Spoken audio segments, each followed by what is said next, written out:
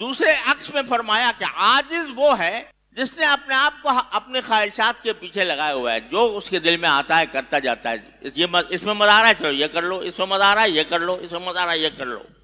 اور جب کہا جائے کہ بھائی یہ چیز ناجائز ہے، حرام ہے، اللہ تعالیٰ کو ناراض کرنے والی ہے، تو یہ جملہ بول دیتے ہیں، ارے بھائی اللہ بڑا غفور الرحیم ہے، اللہ تعالیٰ بہت معاف کرنے والا ہے، رحم کرنے والا ہے۔ اس کو فرما رہے ہیں سرکار دو عالم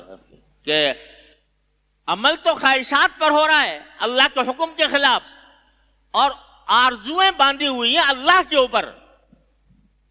کہ میں آخرت میں جب پہنچوں گا تو اللہ میرے ان گناہوں کو معاف کر دیں گے، خود ہی معاف کر دیں گے۔ آرزو میں وہ باندھے،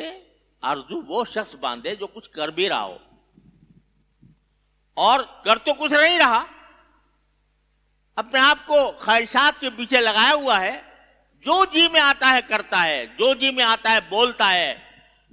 نہ زبان پر قابو، نہ نگاہ پر قابو، نہ دل پر قابو، نہ ہاتھ پر قابو۔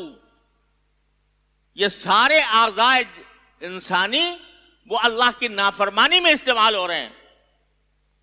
اور آرزو یہ باندھی ہوئی ہے کہ اللہ تعالیٰ غفور الرحیم ہے۔